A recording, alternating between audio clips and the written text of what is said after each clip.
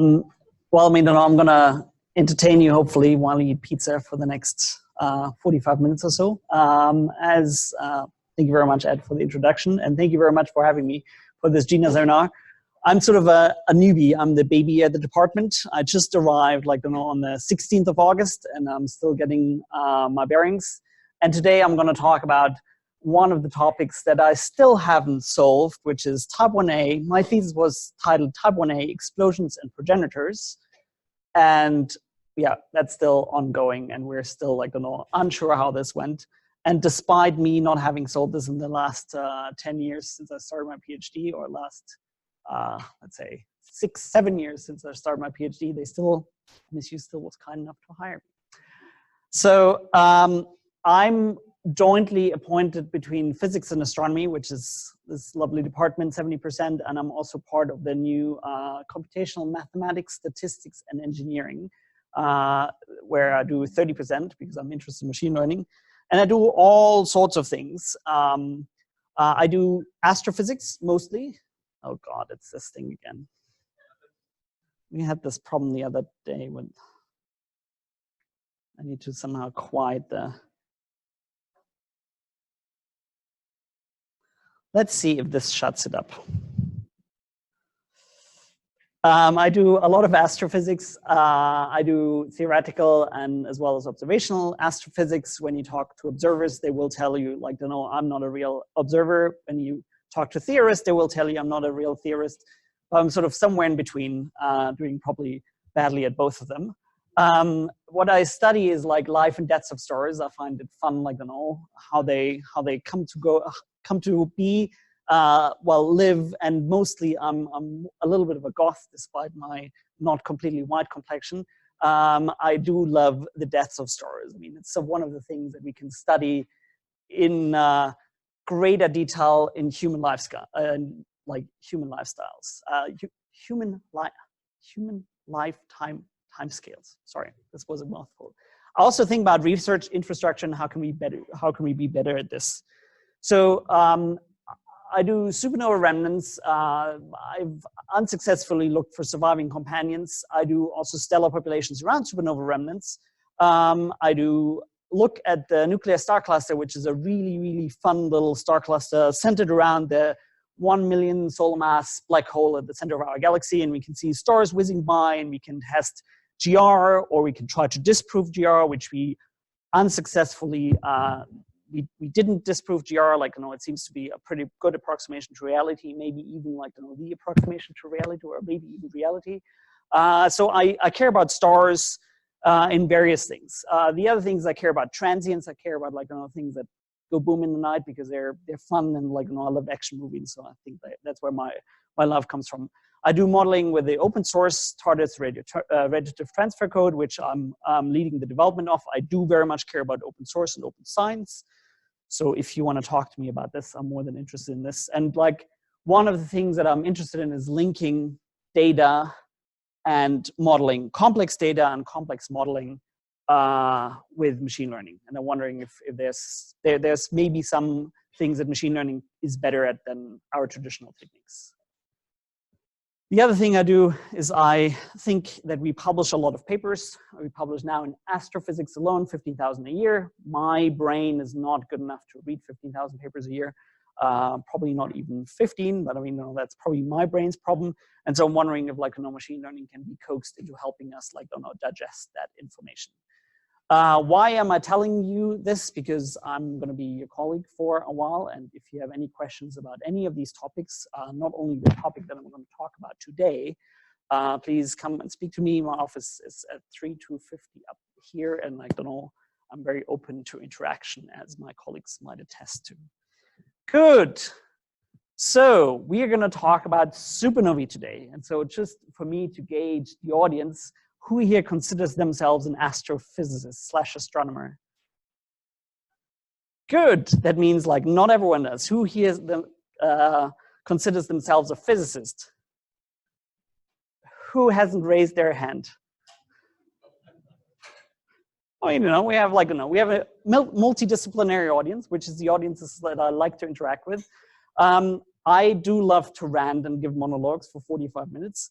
So this will be problematic if you let me. So please, please, please do interrupt me. Tell me if I'm going too slow or if I'm going too fast. Ask questions throughout, challenge me, because that will be more fun for me, because that's what I care about. And it will maybe also be more fun for you, which I also care about. Mildly less, maybe. So this is the galaxy. Well, I mean, no, the astronomers in the room. Does anyone know the name of this galaxy? NGC 4526, which I just looked up on Wikipedia. I was just wondering, like, if astronomers maybe knew this. This is a really nice galaxy because it was the first galaxy observed with the Hubble Space Telescope where a supernova happened. So the question is, like, as there's not only astrophysicists in there, the question is, like, why do we care about supernovae?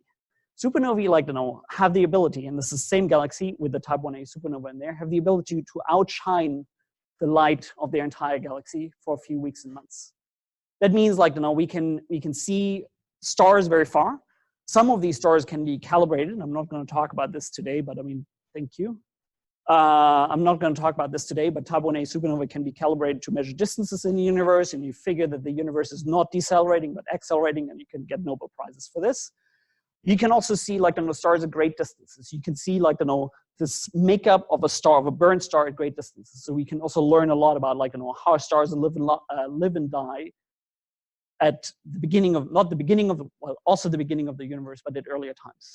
And we can understand much more about stellar things, stellar processes, which I care about.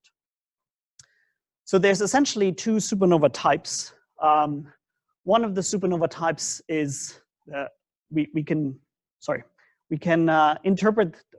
see that there's two supernova types because one of the supernova types shows strong hydrogen lines. By number density, hydrogen is 90% of the universe, so that kind of makes sense that there's sort of strong hydrogen lines in exploding stars. But we also see other supernovae. And these supernovae show silicon, sulfur, iron, calcium, but they don't show no hydrogen.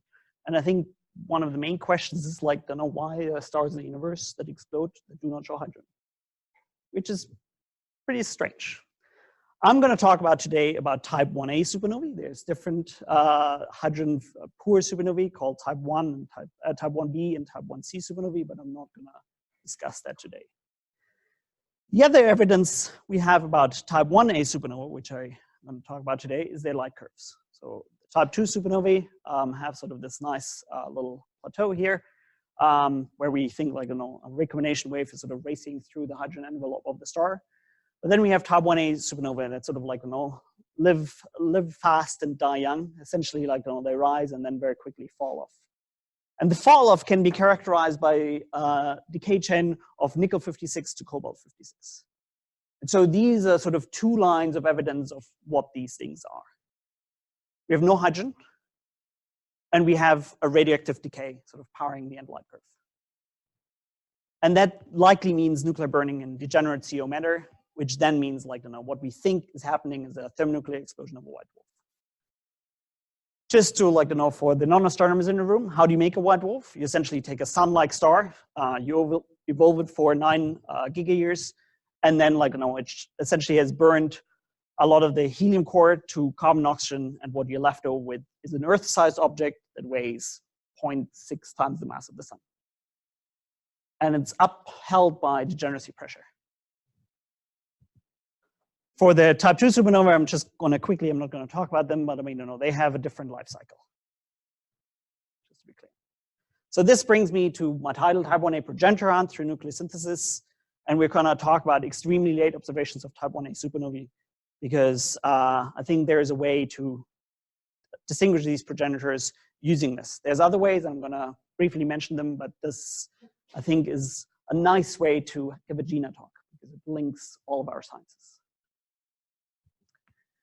So now that we sort of realize there's things in the universe that do not have hydrogen, the question is, like, a CO white dwarf is supported by degeneracy pressure, and in theory should just cool for eternity.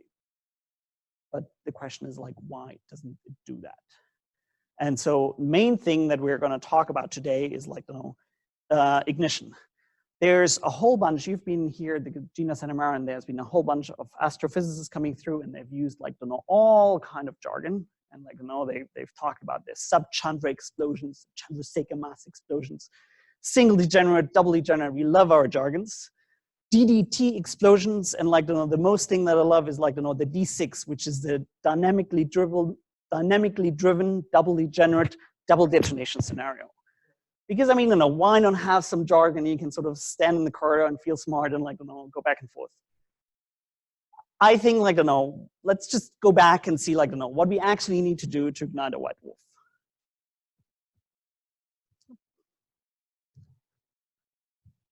That is a question. Why the hell, and that's what my talk is all about, why the hell do white dwarfs explode? So this is degenerate CO mixture. And we can think about like, you know, burning time scales, and we can think about cooling time scales. So we have the tau carbon burning, which is the burning time scale, and we have the tau neutrino cooling time scale. And so like, you know, all of single degenerate, double degenerate, and things like this, the main question is, how do you bring a white dwarf from here to up here there? Yeah. We have stable burning, and we have the runaway process. So that's the main question that we're trying to answer. And there's a few ways of doing this. We can think about accretion. So I mean, most white dwarfs are born with like, I don't know, 0.6, 0.8 solar masses. And we can see what will happen if we sort of get it, and this is like, you know, much, much lower densities than we're going here. So essentially, we can think about an accretion process that brings it up to this density, and then essentially we have a runaway process. That is, so that should be a slide that comes later. Anyways, so if we think about white dwarfs, we have this weird phenomenon that if you add more mass, the radius gets smaller because they're supported by degeneracy pressure. And so we have the Chandrasekhar, like in 1938 or something like this, added on the relativistic treatment of the electrons and sort of suggested that at 1.44 solar masses, the radius goes to 0. And now people say, like, you know, we have Chandrasekhar mass explosions, but this is not right. We have almost Chandrasekhar mass explosion. And if we switch this around to a mass versus density plot, things become more apparent. So essentially, like, you know, the density goes to infinity because the radius goes to 0. And we have here the runaway carbon-carbon process that we were talking about. So like, you know, going up to like, you know, roughly 10 to the 9 grams per cubic centimeter gets you at 1.38 solar masses. And then automatically, we're dense enough and hot enough to self-ignite. And this was a scenario that was sort of proposed for like a really long time because it's a very beautiful scenario. It works really well. Yeah. So one of the problems with this scenario is that essentially to get the right abundances of nickel 56, you need to first have a deflagration and then a detonation. Like purely like, you know, either deflagrating a 1.38 solar mass white dwarfs or detonating a 1.38 solar mass white dwarfs does not work. If you deflagrate it, you burn too cold, you will produce not enough nickel 56, and that means not enough power to power your light curve, and that means you're far too dim. If you detonate a 1.38 solar mass white dwarf, you have far too much nickel 56. You produce far too bright Type-1a supernovae. And so you have this weird thing where this scenario suggests you have first a deflagration that sort of burns the star half, and then you start a detonation. While this might sound weird and implausible, this happens on Earth. Like, I mean, with diesel engines, when they're knocking, that's essentially what's happening. You have a transition between a deflagration, which then goes to a detonation. We have the merger scenario, or the double degenerate scenario. We call it double degenerate because there's two degenerate white dwarfs. And I mean, I've been yelled at MIT when I gave this talk at LIGO because these are two neutron stars. But for the sake of this talk, let's just imagine these are two white dwarfs that are merging and inspiraling. Sorry? They're degenerate as well. And they would probably look pretty similar. They're just sort of different sizes. But I mean, no, they made the graphic and they were angry at me for like, abusing it to explain white dwarf mergers. Anyways, but it was a lovely visit. So when you have the merger scenario, you merge at like, you have much lower densities, but you have higher temperatures. So how does this work? And there's multiple like merger scenarios. I'm going to use the one from Rüdiger Packmore 2012. Essentially, you sort of have like, after 5 minutes, you start to have like, when you're really close, you start to have like overflow. And you can see like, very quickly, these two stars are becoming one. And then what you have here is you raise your temperature high enough for the 10 to the 6 grams per cubic centimeter densities, and you explode the merging product. And for certain combinations of masses, this looks very similar to a type 1a supernova.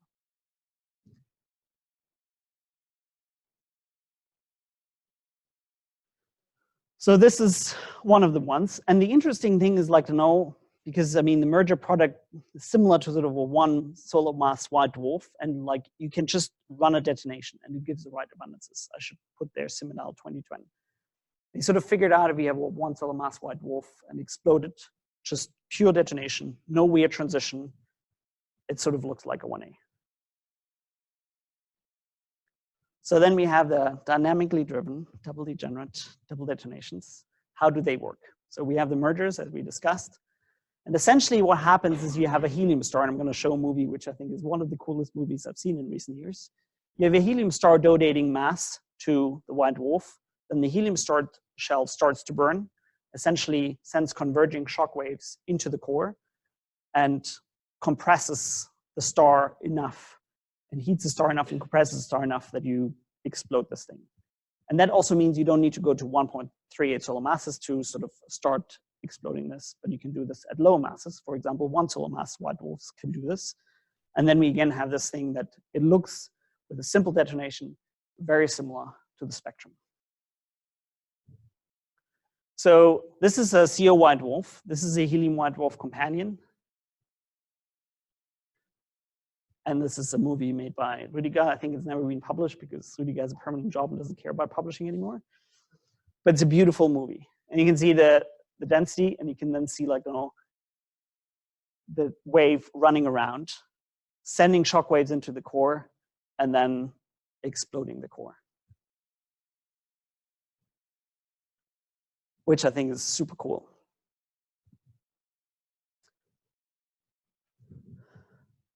So we have all these three scenarios.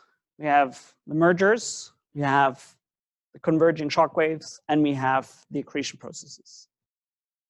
Currently, we do not know which one of these scenarios actually happens in nature. There's conflicting evidence, which is like, one of the problems that we've had for a long time. It started that we thought like, essentially we have only the upper one. We have the single degenerate scenario because it's such a clean and nice scenario. And then we sort of realized that doesn't quite work. So the question is, how do we discriminate these ones? How do we discriminate the accretors from the double detonations from the mergers? There's many also variations of these scenarios. You can imagine like, different stars and things like that. So one of the things that I have done for the accretion scenarios, I've looked for surviving companions, and I mentioned this, that I was very unsuccessful at doing this. Now I'm trying to reconstruct the exploded star from spectra, and that's very machine learning heavy. Essentially, like, if you have a detonation, you have a very stratified ejecta. And when you have a deflagration, you have a very mixed through ejecta. So if you could reconstruct the exploded star from spectra, you could sort of see which one of these scenarios that is. And what I'm going to talk about today is extremely late light curves, which is one way to potentially, like, see what the central density is.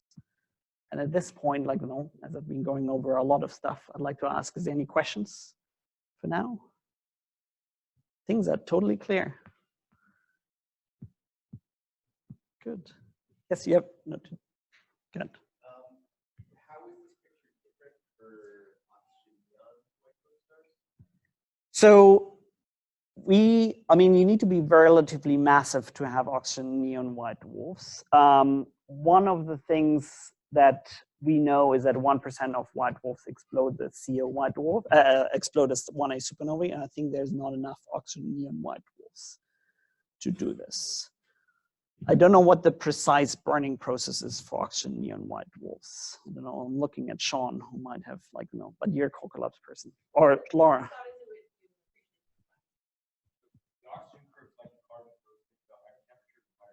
Yeah. Oh, to collapse, yeah. Okay, so you would essentially collapse to a neutron star. Good. But thank you very much for asking a question. Anyone else? Good.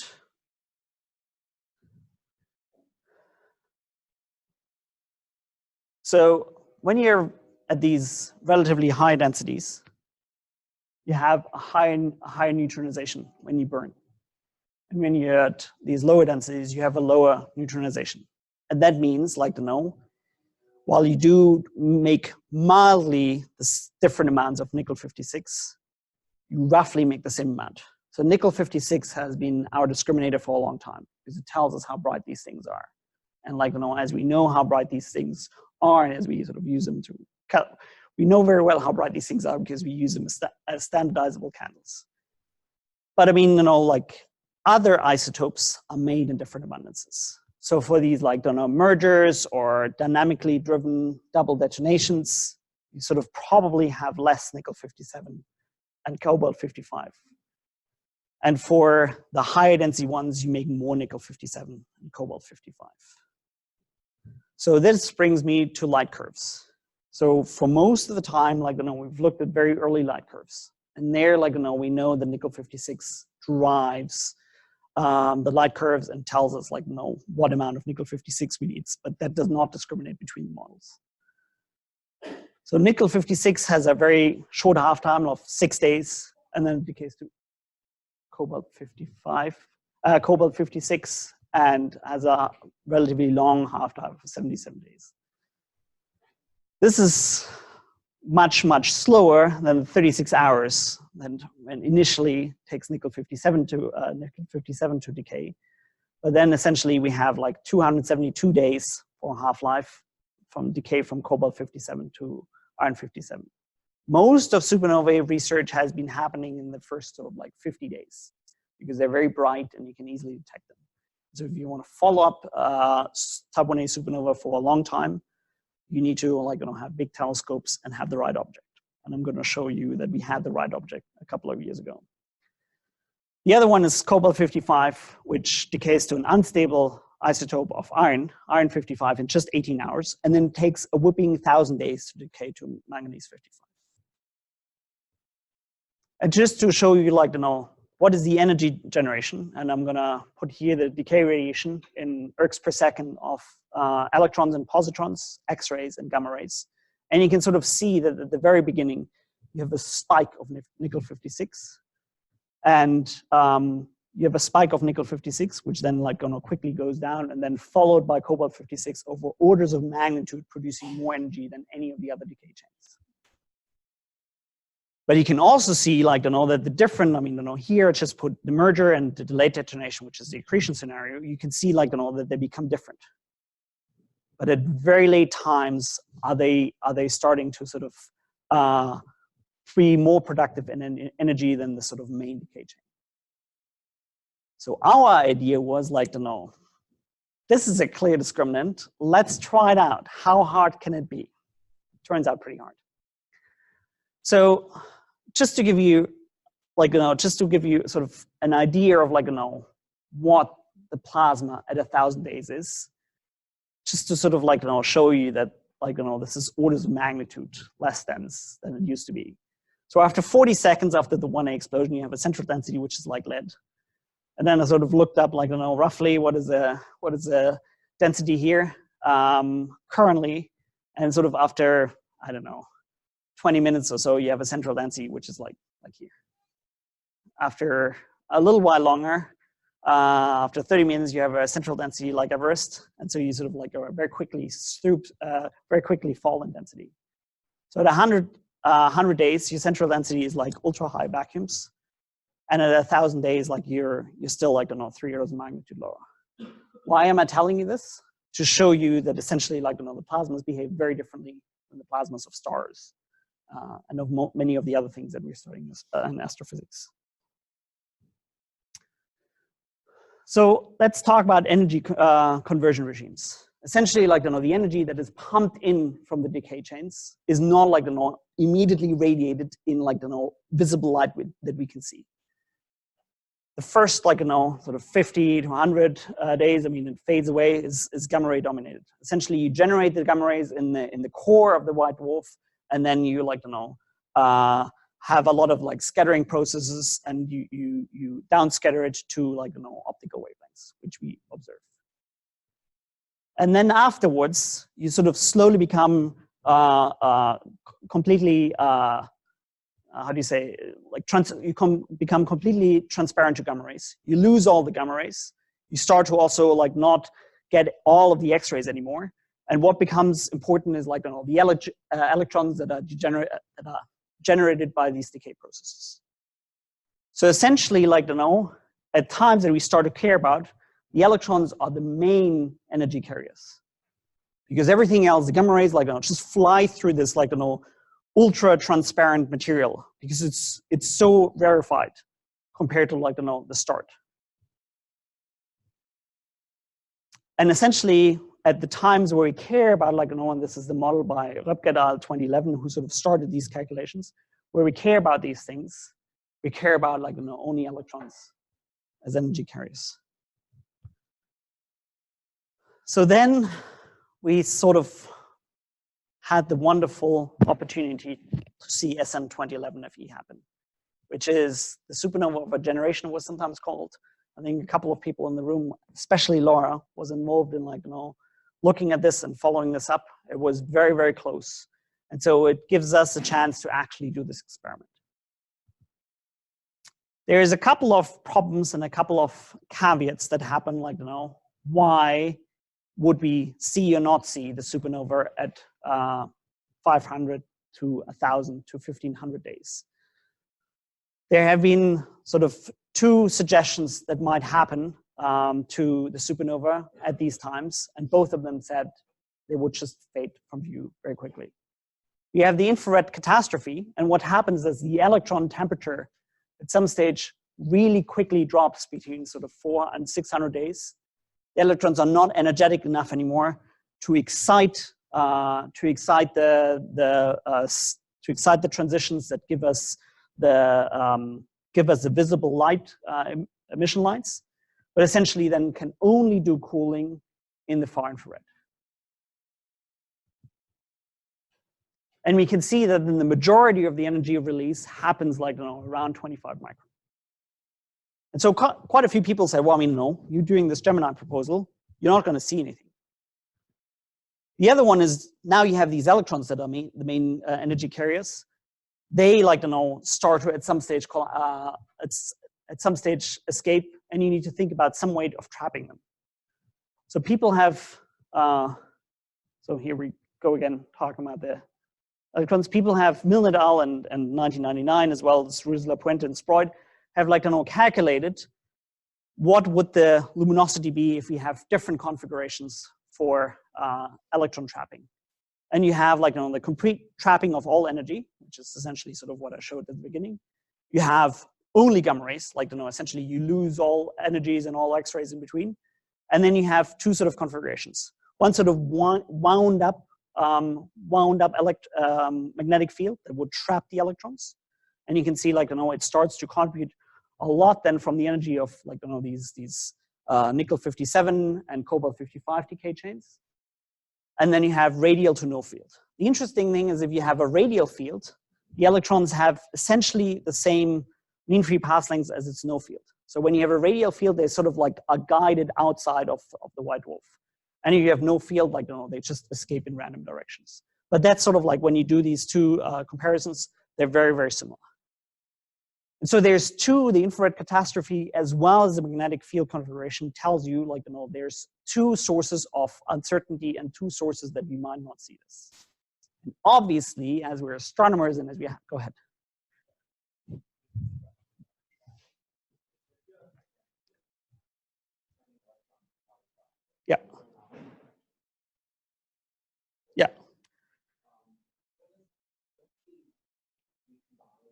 Would you see annihilation? You produce mostly positrons.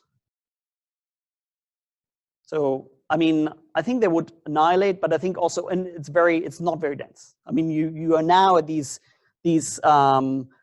regime where you're less than an ultra high vacuum.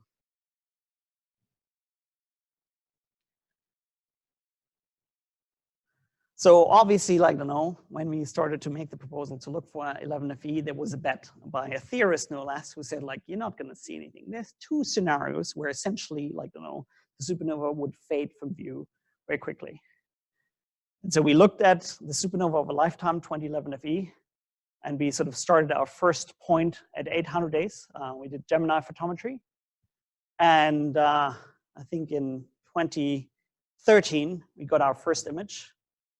And you can see, like, you know, here's the positron escape and the infrared catastrophe.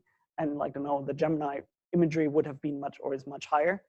And essentially, Rüdiger bet against us and said, you're not going to see anything, but we did.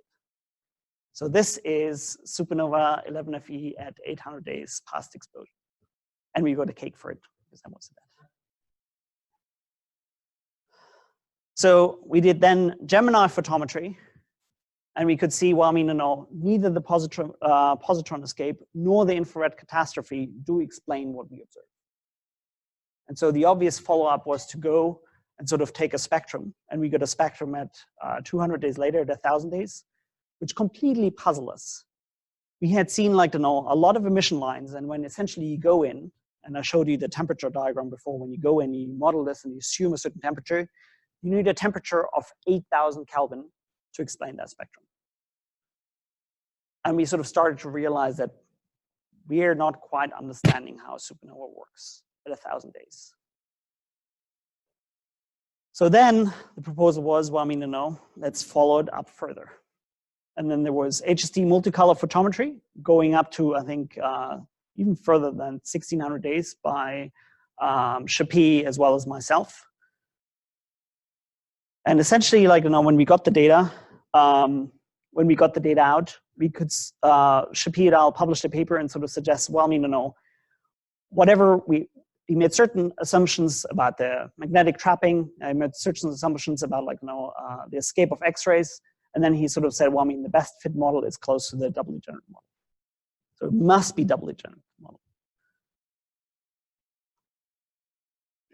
But then a year later, we had Dimitriadis publish a paper and, like, you know, make different assumptions and said, well, it must be the single degenerate scenario. And so luckily, after publishing a paper, after two people make results that are mutually exclusive, you can sort of be nasty and go in and try to do it right. So reality is likely much more complex. And that is the unfortunate story of, like, not being able to figure out the central density of white dwarfs at explosion just yet. That means we still have a lot of work to do. So theorists, Klaas Franzen and Anders Yerkstrand, they went in and they sort of modeled it time dependently, and they had a look what is actually happening. And then they made a spectrum which is red is 11FE and black is sort of their model. It sort of explains these features that we would see if we assumed an 8,000 Kelvin model, which is not true. These features are essentially caused by recombination lines.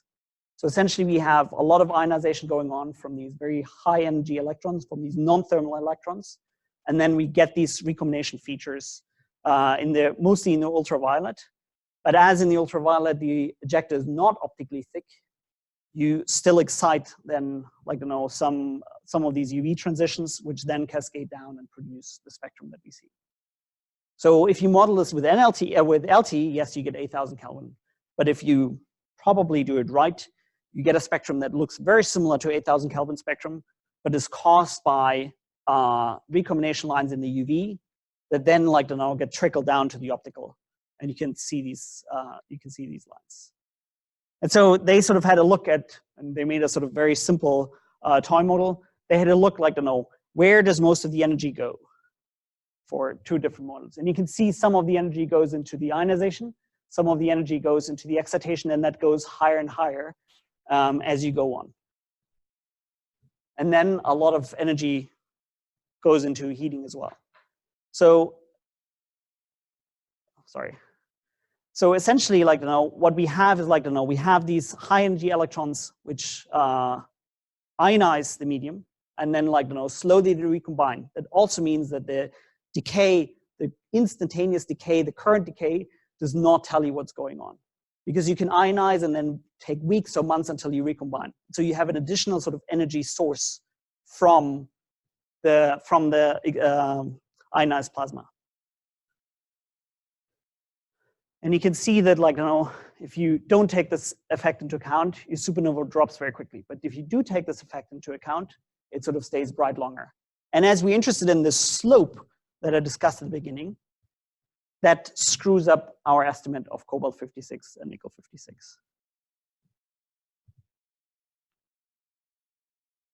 So this is what I showed before, that essentially, like, you know, to have a look is you don't even capture, like, you know, 25% of the energy. A lot of the energy goes out in the mid-infrared. And as we only had UVAR observations, we don't know what happened there. And so that makes it really, really difficult to infer these nucleosynthesis at late times. So we have the contributions from the low energy electrons, and positrons. And you can see, like, you know, they give you, like, you know, these different curves, which we showed up. But now with these new effects, you can see that essentially, if you include all of these new effects, you will get different abundances. So in my paper, I played that game and I said, well, I mean, you know, if a pure decay model, sure, it like looks like a doubly generate, and you can sort of get, like, you know, not very much nickel-57 and cobalt-55 up there. But if you have a freeze-out model where you have the recombination going on, you can change this completely around. You can, well, I mean, you can have, like, you know, zero. You can have 0 nickel-57 and 0 cobalt-55, because essentially at these very late times, you sort of only heat through your recombination. You can also say, well, I mean, you know, let's say we'll have a lot of, like, you know, electrons and positrons escaping, and you then again get different abundances. So modeling this, like, you know, using simple parameterized estimates does not give you the right answer. Well, it gives you multiple answers, and none of them we know if they're true. So essentially what we need to do is we need to wait for another 11FE, which is, I guess, for my generation is over, but hopefully some of your generations might come. Or we need to have, like, you know, more other telescopes look at supernova that are a little bit further away. So let me go into the light curve summary. They're a powerful probe into the inner explosion physics. They're visible for more than 1,500 days, so we need likely magnetic trapping. And the interesting thing about the magnetic trapping, it tells us something about the magnetic field configuration. And so the weird thing, while there's many arguments against the deflagration or single degenerate scenario, only a deflagration gives you, like, seemingly wound up magnetic field lines that would trap these energy carriers at these very late times. So that might be a hint that we either don't understand, like, you know, how these magnetic fields are made after the explosion, or that might be a hint that the progenitor is somehow burning in a deflagrated way. Look puzzle child now. Like a very extreme recombination effect, we've ruled out. So we could do something with the data, but I mean, more mild recombination effects coupled with, like, you know, different prescriptions for X-ray escape, different prescriptions for, like, you know, magnetic trapping, you can sort of get any of the different abundances. And so in my opinion, the current models are insufficient to make very strong statements, because I think, like, you know, we don't know. And there's a few next steps. We think we should look at the magnetic fields in the progenitor. And I mean, you know, this is something that I'm exploring with Rüdiger Parkmore and Fritz Röpke, to sort of get a student to think about, like, you know, when you burn things, like, how does a magnetic field configuration look like, and how does a magnetic field configuration look like after 1,000 days? To quantify the freeze out, and this is something that I want to do with the radiative transfer code TARDIS. You need to add a lot more physics in there, and we might have found the right person to do this. But I think, like, you know, like, actually modeling supernova from like, day 1 to day 1500. I think like, will be quite important. But I mean, it is a very strong discriminant. It's just not as easy as we thought it would be. You need to quantify the X-ray escape as well. Like how much of the energy, like for now, like most of the models trapped all of the X-rays, all the low energy X-rays. And I think one of the predictions, because I love like, having very predictive models, is to have mid-hour observations to understand the plasma state and infer the abundances. So all of these models that are presented from Franzen and Bjorkstrand predict that we see an extreme mid-infrared excess at 25 micron. And so there is a telescope maybe soon that can observe in this thing. And I'm going to talk about this later. And so essentially what I want to do here is build the code and do the observations. I think like, that's sort of the next step. Is this the only way to figure out like to know how 1A supernovae, what 1A supernovae are? No, but I think like, it's an important part of the parameter space that in theory we can actually use as a powerful discriminant. Laura. How optimistic are you about MEV gamma ray lines as maybe a simpler diagnosis? At the like you very early on. I'm not sure. So I think the only time we've observed them was for 14J, right? Right, but there's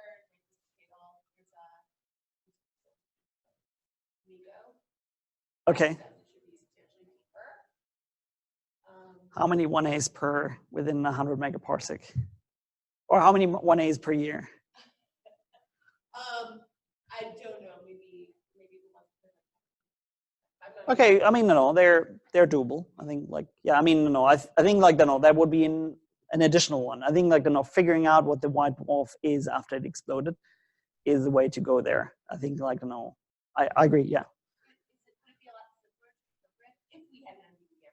I mean, at first we thought this was going to be simple to interpret. So, I mean, I guess we'll see what we see. I don't know what effects there are. Like if this, I learned a lot of physics about like all these things. I didn't know much about this. And I guess I wonder what the details are. Like, I mean, this project told me like, the devil's in, well, other projects as well, but this project told me the devil's in the details. So I don't quite know. And so like, I like need this go away, but now I can sort of say one of the ideas to observe this is using JWST. And we already had the right supernova for JWST when the first call for proposals came around. And now we just need to look for another one. So they do happen, 1A supernova observable by JWST do happen within like, within a couple of years time scale. So like, we can probably catch them. And why have this, sorry.